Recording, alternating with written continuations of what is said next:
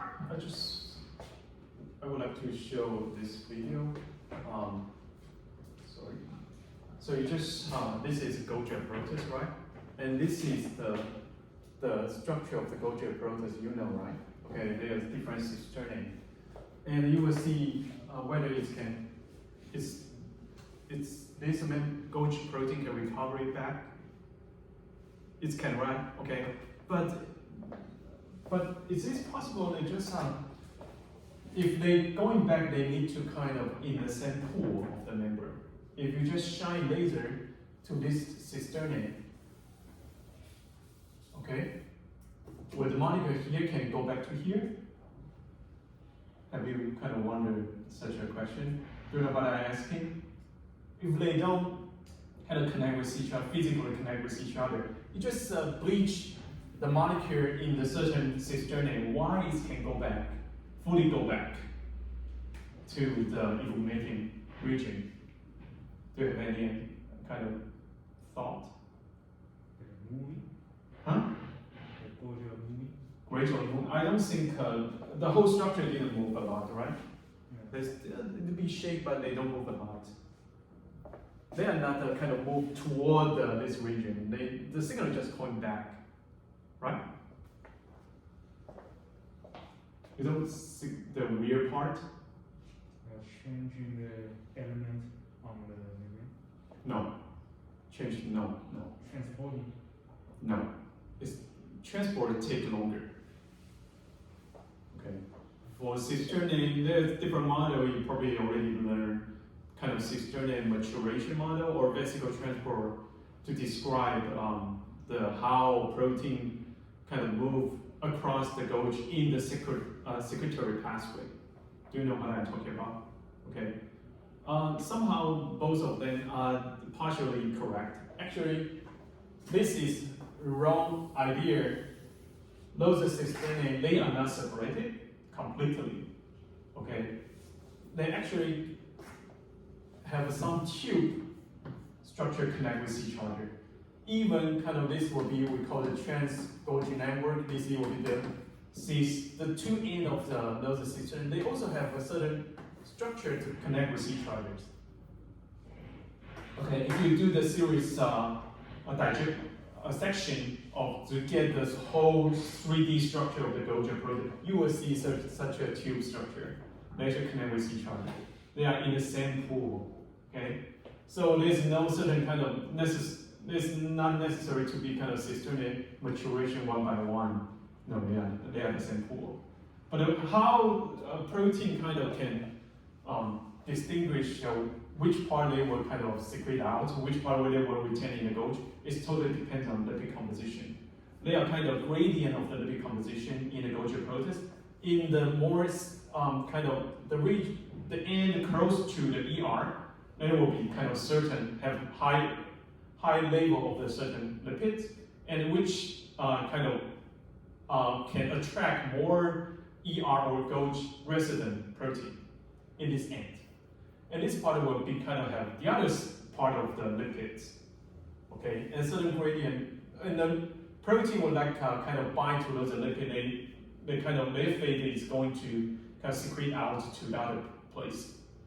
Okay, that's the other idea or kind of update model. It's not kind of cisternae keep moving or maturation. No, it's not the case. Of course, they also moving or some vesicle layer also contributes to such a protein delivery, but yeah.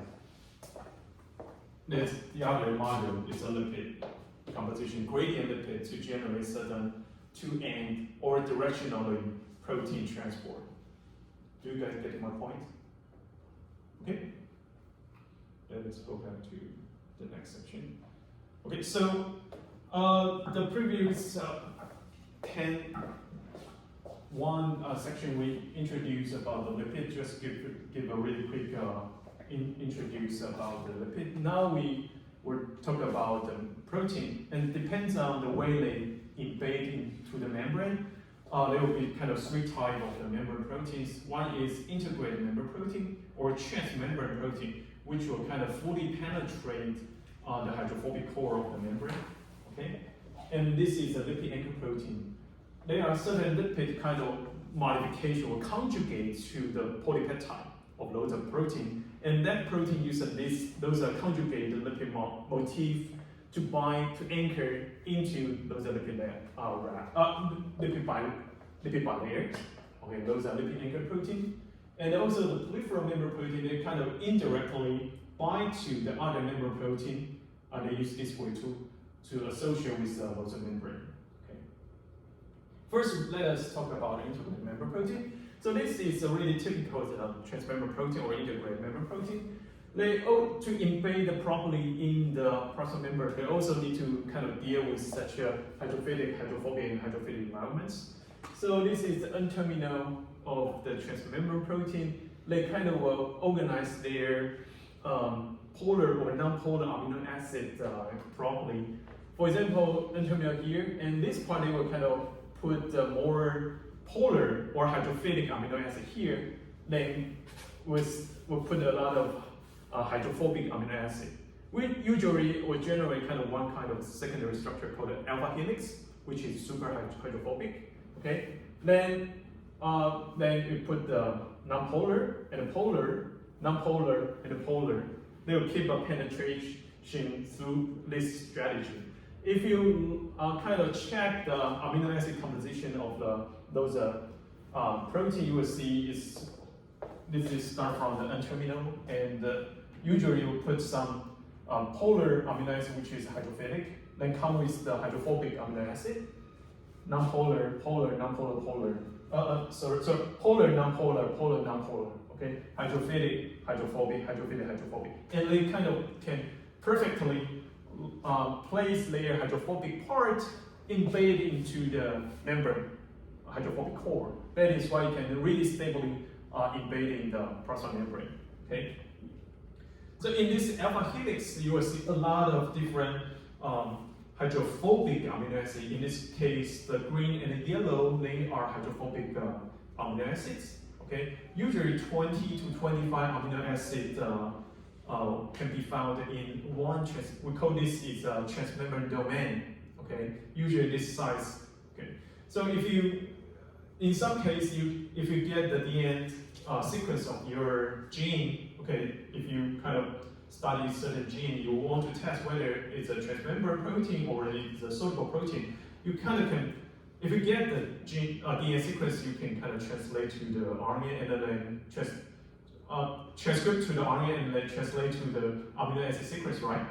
So we can put to a lot of different online websites. They can kind of analyze so-called hydrophobicity, okay, the level of those hydrophobic properties.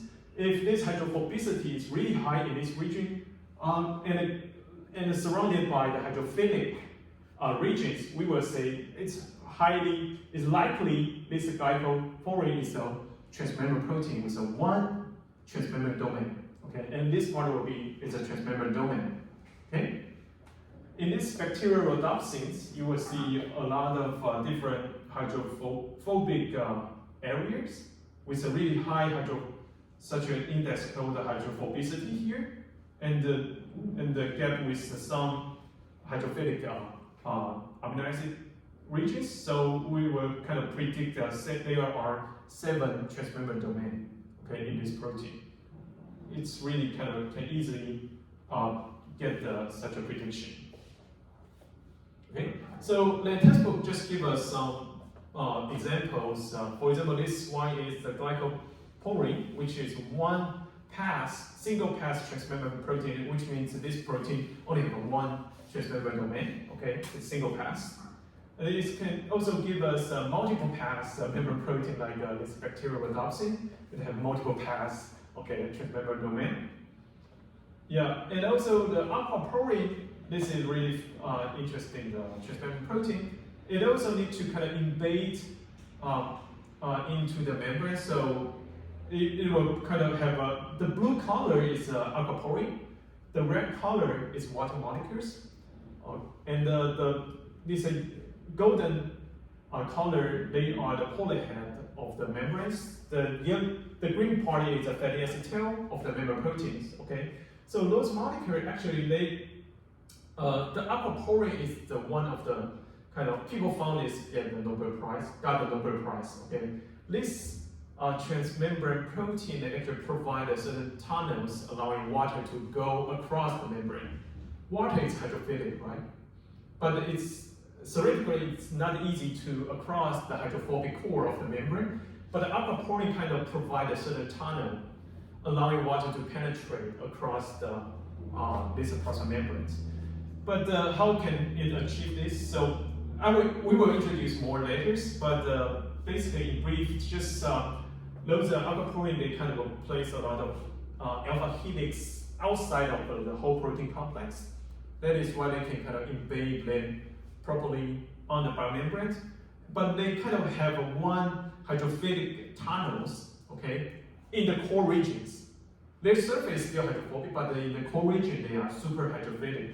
And this can kind of provide a tunnel for the water to go across the membrane. Okay, we will show more detailed structure later. And then this is the surface of the aquaporine.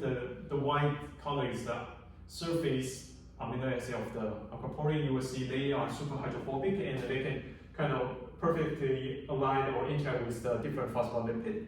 Okay, so the surface of the aquaporine is hydrophobic, but the core, that tunnel itself, is hydrophilic. That is why it can allow water to penetrate. Okay. And of course, so you generally most of the transmembrane domain, they are alpha helix, and they are built by the non-polar amino acid. But everything has an exception. Okay. The first exception is here. Not all amino acids in transmembrane domain are non-polar amino acid. Okay. In this case, these guys are a group of the T cell receptor. Okay, you can find this signaling receptor on the surface of the immune cell T cell. Once the T cell need to kind of activate themselves to trigger certain immune response, they need to assemble those different signaling receptor together.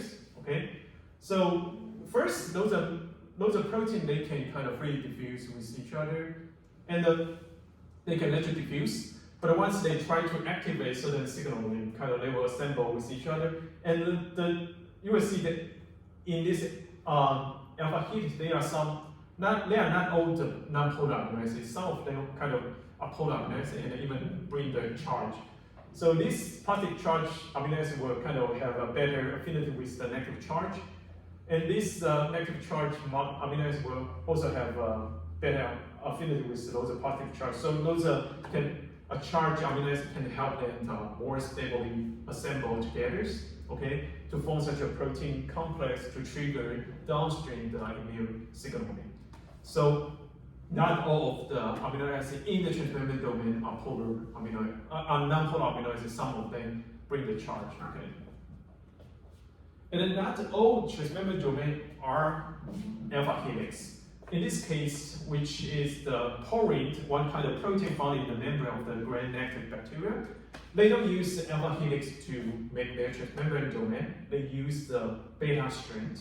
Okay, this is the other kind of secondary structure. Usually are super hydrophilic, but overall is beta strand. But they kind of porine. They try to put a lot of hydrophobic amino acid in those beta strand secondary structure. So the overall the surface of this protein is still the hydrophobic.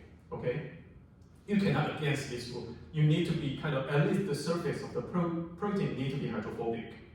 Okay, and I also give you a different span of those beta strand the protein as an example. Okay, so those are the transmembrane protein. Really quickly introduction about transmembrane protein. So next we move on to the lipid anchor protein. So the textbook, they kind of will introduce three different lipid anchoring mechanism: acetylation, preneolation, and the GPI anchor. Okay, so for the acetylations, it will kind of happen to the cytosolic leaf left, which is this one. This is extracellular space. This is the cytosol space, and this is the cytosolic leaf left, and this is exoplasmic leaf left.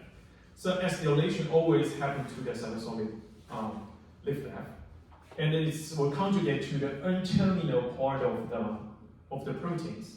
Okay, so this protein, the N-terminal, will conjugate with this lipid modification, and they kind of will intercalate to the leaf left. Okay, preneolation will also happen to the cytosolic leaf left, and but those are lipid motif will kind of conjugate with the C terminal of this protein. Okay, and the GPI anchor will happen only to the exoplasmic leaf left, and they will conjugate to the C terminal. Okay, so do you know why those modifications only happen to the cytosolic leaf left or happen to the exoplasmic leaf left? It's totally because the enzyme triggers such a modification. They locate to kind of maybe to the Golgi or ER lumen or in the cytosol. Okay, so in this GPI anchors, the enzyme will conjugate this GPI anchor to this amino acid. The enzyme should locate to the Golgi lumen or ER lumen. Okay, and the enzyme modify this modification should always place in the cytosol. Do you guys get my point? As we mentioned before, those orientation of lipid and even membrane protein, they kind of will conserve between vesicle, organelle, and the plasma membrane. If those modification happen to the exoplasmic space, it means during the protein synthesis or modification, this modification happened to the lumen, right? And the enzyme required for those modifications should be kind of located to the Golgi lumen or ER lumen. And those acetylation and the preneolation that happen to the cytosol part, because why they only happen to the cytosol part? Because the enzyme required for such a modification always located in the cytosol. Okay, that is the cell. In some cases, we will kind of introduce that some certain reaction only happen to for example, Golgi or ER. That is always because the key enzyme, located there. Okay.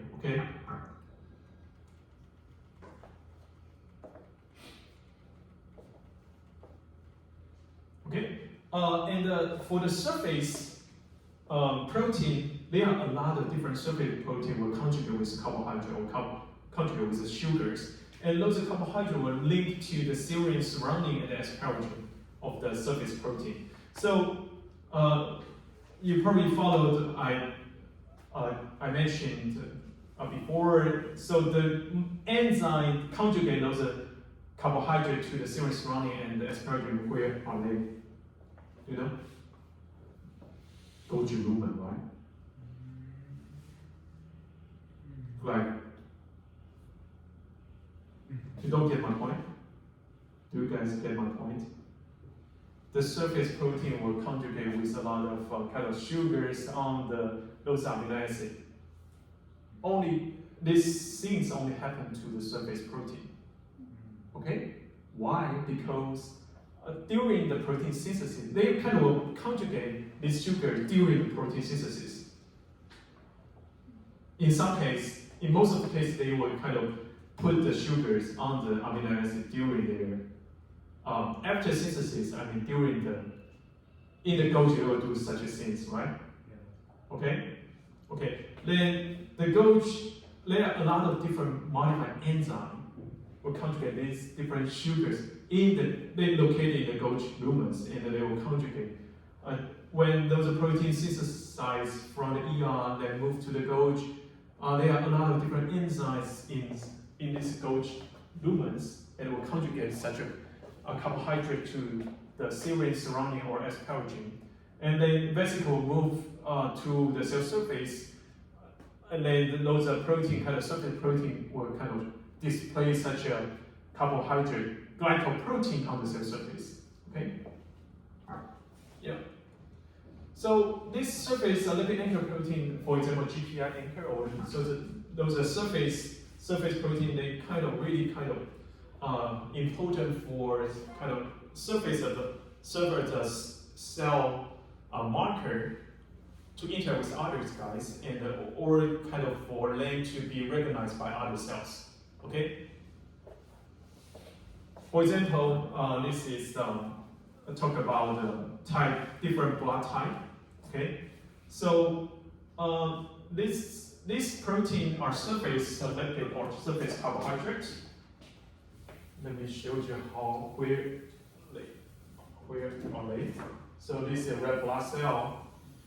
Show the disc, right? And there are a lot of membrane surface protein on the red blood cell. This lipid, okay, they are conjugate here. Okay. So for the type B blood person, they have kind of this basic lipid composition. Okay. And the type A peoples have one more enzyme called this, let me see, S-glucosamine transferase. They can conjugate this glucosamine onto this basic lipid glycol complex. Okay, they can conjugate one more sugar here. Okay, and then the type B persons has one more gene. It's called galactose transferase, and they can conjugate one more galactose to this basic carbohydrate. Okay, and the type O person, they don't have these two genes, so they don't have such a enzyme in their body, so they cannot generate these two special type of the antigen on their red blood cells. Okay, and the type AB person have both this gene, and they can generate both. They have both these two kind of antigen on their red blood cells. Okay. So the type A person, of course, they have those A antigen on the red blood cells, but they have an anti-B antibody in their serum. Okay. So the type B person have a B antigen on the red blood cell, but they have anti-A antibody in their serum. So anti-B antibody will bind to the A antigen. If anti-A antibody put the anti-A antibody with the red blood cells with A antigen, anti-A antibody will bind to the A antigen and disrupt those A type red blood cells. Okay, so if anti-B antibody put together with red blood cell with a B antigen, this anti-B will bind to the B antigen and disrupt the B type red blood cells. So that is why the type A persons cannot receive any red blood cells with the B antigen. So it can only receive the blood type from the A or O type person. Okay, that's kind of this regulation. Okay, and the type O persons they don't have any special type antigen. Okay, but they have a lot of antibody, anti-A and anti-B antibody, so they cannot receive any red blood cell with the A or B antigen. They can only receive the same type of the red blood cells. Okay. Okay, those are lipid anchor proteins part. So in this part, we will use one enzyme called the phospholipase to introduce how polyphenol proteins bind to or associate with the membranes. So those are phospholipase are the enzyme we try to kind of conjugate, not conjugate, we try to damage or digest phospholipid. Okay, this is the chemical structure of the polar head of the phospholipids. Okay, and the phospholipase A1 will digest this bond, H will digest this bond, C will digest this bond, D will digest this bond. They kind of different. They are different phospholipase enzyme. Different member will digest this chemical bond and destroy their polar head. Okay. By doing this, they kind of can remove the damaged membrane molecules. Okay. Yeah. So, but how to digest those chemical bonds? Those phospholipase, they need to bind to the polar head of phospholipids and kind of for them to trigger such a cleavage reactions. How can it achieve this? This is the textbook uses phospholipase A2 as an examples. So there's active sites inside of their core regions, And if you draw the cartoon, you will see such this is the phospholipase A2. They have a kind of polar ring, which is hydrophilic, will help them to associate with the phospholipids on their polar head. Okay. Then and inside this polar ring, there will be a non-polar tunnel. Okay, there's a tunnel in the core regions, and the wall of those tunnels are composed of a lot of non-polar amino acids. They are super hydrophobic. Okay, so once those lipids kind of move along toward those into those tunnels, they will be kind of really stably stay there.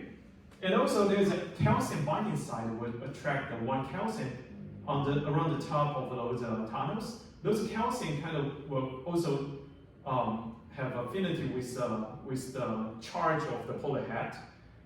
So both calcium and those non-polar amino acid wall will kind of stabilize this phospholipids in this tunnel, and they kind of this enzyme kind of can generate kind of break their cleavage reactions. Okay, this is the example textbook to show you how peripheral protein such as phospholipase associate with the membrane and trigger their reaction.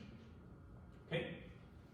Okay. So next we will talk about when we study the membrane protein. The one kind of really powerful reagent we usually use is detergent. Okay. For example, when we try to kind of collect the membrane protein to measure their level or measure their activity, we need to kind of disrupt the membrane structures, and the detergent will be kind of our first choice. Why the detergent can help us to do that is because whole detergent, they are kind of chemicals, and they are all detergent are amphipathic because they have a hydrophobic part and a hydrophilic part. The yellow will be the hydrophobic part, and the green will be hydrophilic part. Okay. So, but although they are amphipathic, their chemical structure are quite different compared to the phospholipids. So those are when you treat the cell or treat your biomembrane with those detergent, their hydrophobic part will also align with the fatty acid tail, and the hydrophilic part will also align to the polar head. Okay, but their structure are quite different. That is why they kind of will disrupt everything, and then will kind of damage your membrane structure. Let me show you how fast they can disrupt them. This is a cell membrane. You just add the detergent to this tube. Really quickly, they kind of will disrupt the whole lipid bilayer, and then doing this, they can kind of disrupt the membrane structure. Okay, but they're kind of all of those detergents, they are amphipathic. They have a hydrophobic part and a hydrophilic part, but there's a kind of some of them are we call the ionic detergents. Some of them we call the non-ionic detergent. The ionic detergent, what's the difference between this? The ionic detergent, they have charge. Okay, so for example, these two detergent, they have charge, and this non-ionic detergent, they do not have charge. All of them can disrupt the membrane, but what's the difference when you use these two different kind of detergent? If you disrupt the membrane, if you use ionic detergent to disrupt the membrane, those charge kind of will bind to the membrane protein and also make your protein denature, because those charge will bind to your amino acid and disrupt the 3D structure of your protein, and your protein will kind of lose their activity. Okay, but if the non-ionic detergent, they don't have charge, they still can extract the membrane protein from the membrane without or with really limited disturbing to the membrane protein activities. It depends on your purpose. If you try to do the Western blot, you don't care about your protein's activity. You just try to check their level, their abundance.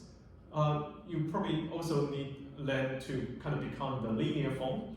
You just use the ionic detergent, okay? But if you want to really care about the protein shape, protein activity, you want to measure the membrane protein, their enzyme activity, don't use ionic detergent, okay? You need to use non-ionic detergent. For example, do you know the one method called the immunophase adaptation? Do you know? IP. Okay, so those are methods try to kind of test whether protein can interact with each other. And the protein, they need to keep their proper 3D structure to interact with others. If you want to test the two member proteins interaction by IP, that's a method I just mentioned, don't use ionic detergent because they cannot interact anymore. You need to use a non-ionic detergent. Okay? Yeah, just one example. Okay, and this is a term I would like to introduce. It's critical micelle concentration. If you want to, this is a member protein embedded in the membrane. If you treat the detergent, the concentration of the detergent above certain critical micelle concentration, just put more detergent, it can generate such a micelle structures. But if you kind of will give you more stable condition for your member protein, okay, in the tube. But if you don't put enough detergent, it's kind of only, those detergent can only bind to the member protein like this, okay, on the surface, but cannot generate such a membrane structure. So those concentration determine whether it can form micelle or this protein lipid complex. We call it critical micelle concentration. Okay. Okay, so this part we introduce lipid anchor protein. We use GPR anchors, acetylation and prenylation to introduce this. And we also talk about and most surface protein, they are glycoprotein, carbohydrate will conjugate with serine surrounding asparagine. Okay, so we use ABO blood groups to as an example to show this. And we also introduce use phospholipase to introduce how peripheral protein associate with the biomembranes. And then we introduce the typical integrated transmember protein. They usually are alpha helix and a non-polar amino acid to form the transmember domain. But of course, there are some exceptions. For example, the beta-strand barrier in the porine, they use this as their transmember protein. And the T-cell receptor, there are some polar amino acids that will help them to assemble more in the stable conditions. Okay. And we also talk about detergent. All of the detergent are amphipathic. They can all of them can disrupt the membrane structure, but ionic detergent is good because they have charge. They are good to denature the protein. Okay, but the non-ionic detergent they will not denature the protein. If you want really care about the protein activity in your experiment, you need to use non-ionic detergent. Okay. Any questions so far? Okay. Okay. So. Next, we will talk about the phospholipase synthesis in the ER membranes. So lipids are mainly synthesized in the smooth ER, that is what you probably already learned from the cell biology course before. Okay, why lipids are mainly synthesized in the smooth ER? You probably need to kind of guess, because the key enzyme to synthesize lipids only be found in the ER. That is why. Okay. Otherwise, there's no other reason why lipid can be only mainly synthesized in the ER. That is because the key enzyme doing this job, they locate in the ER. That's the reason. Okay. Okay. So actually, the phospholipid synthesis is multiple step reactions. It's initially this reaction start from the cytosol. Then it will kind of finish in the ER surface. Okay, so acetyl-CoA is one really potent metabolism, the intermediate components from the glycolysis. Okay, so acetyl-CoA, there are certain why initial reaction happen in the cytosol because they are triggered by some cytosol enzyme. Okay, it's always such ideas. So there are several enzymes in the cytosol which convert the acetyl-CoA to the fatty acid, and the fatty acid will conjugate with the CoA. Okay, then they kind of they still move in the cytosol, such a fatty acetyl-CoA. But the two key proteins, GPAT and LPAAT, which are acetyltransferase, only express in the ER lumens. They kind of can only these two guys can trigger downstream reactions. So these two enzymes will convert this glycerol phosphate and the fatty acetyl-CoA, combine these two guys to the phosphatidic acid. And the next phosphatase on the membrane, they kind of can remove such an inorganic phosphate group, become the deacetylglycerol. Okay. Then the third, the choline phosphotransferase will conjugate this choline with this deacetylglycerol, become the phosphatidylcholine. Okay.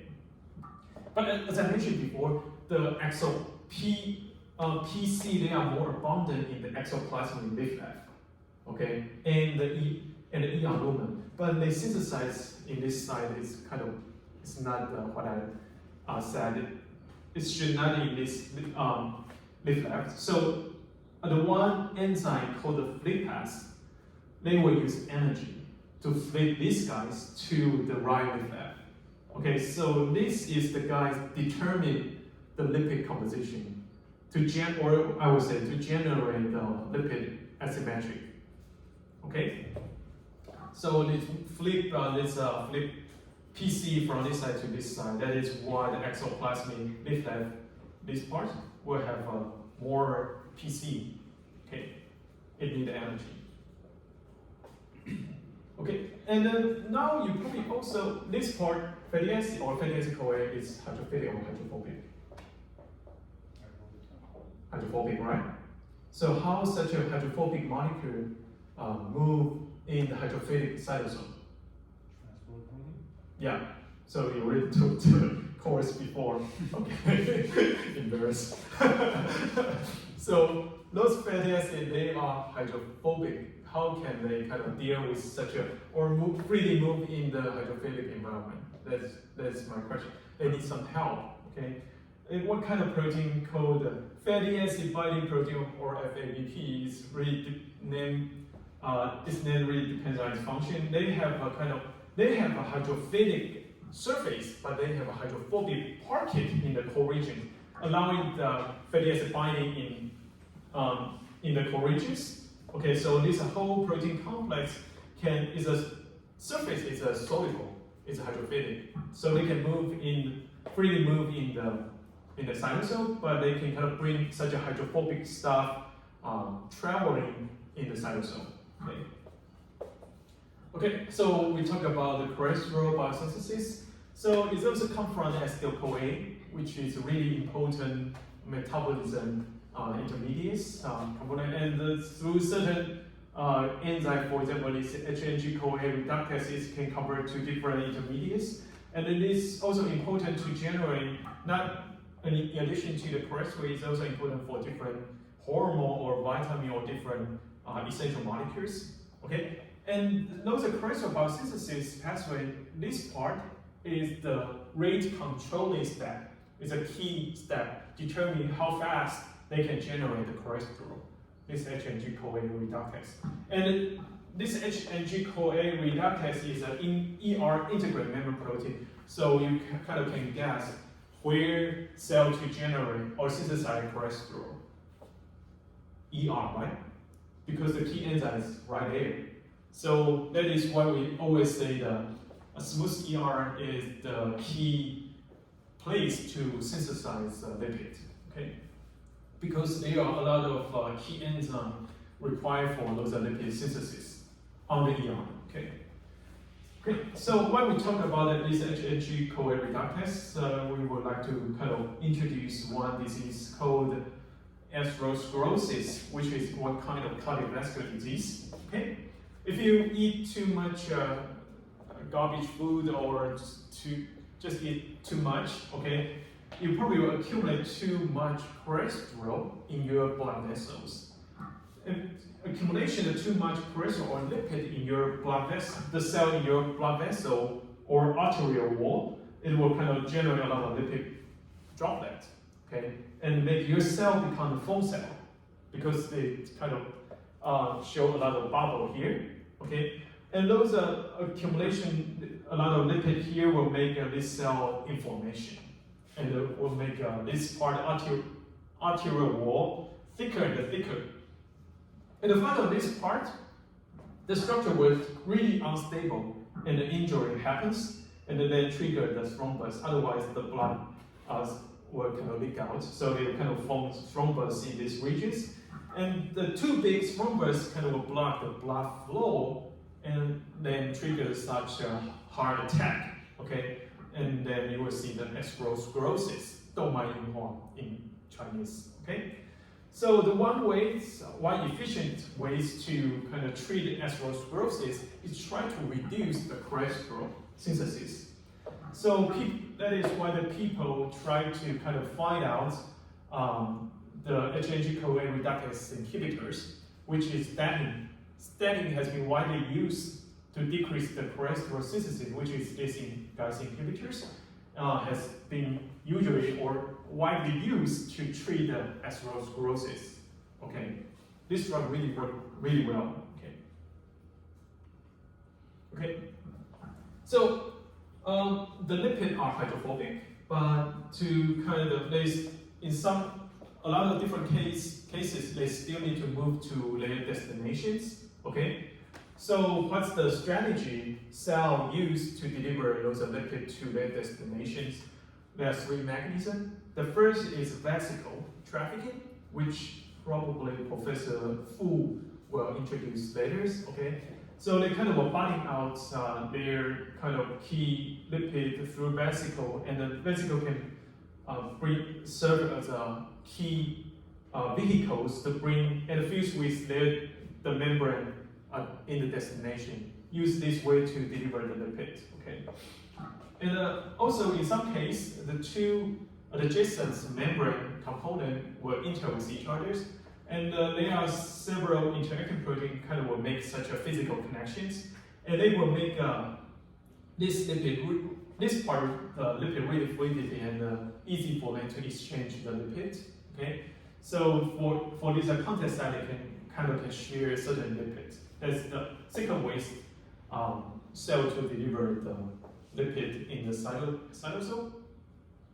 And also, for example, there are several binding proteins. For example, I just introduced this guys, FADP. Okay, there are several lipid binding proteins will bind those hydrophobic lipids and go to their destinations. Okay, so binding proteins and the integrated protein can make membrane connections, and the vesicle trafficking are the three major mechanisms for cell to deliver lipid in the cytosol. Okay, so in this part we talk about fatty acids. They are used to synthesize to phospholipid by multiple steps.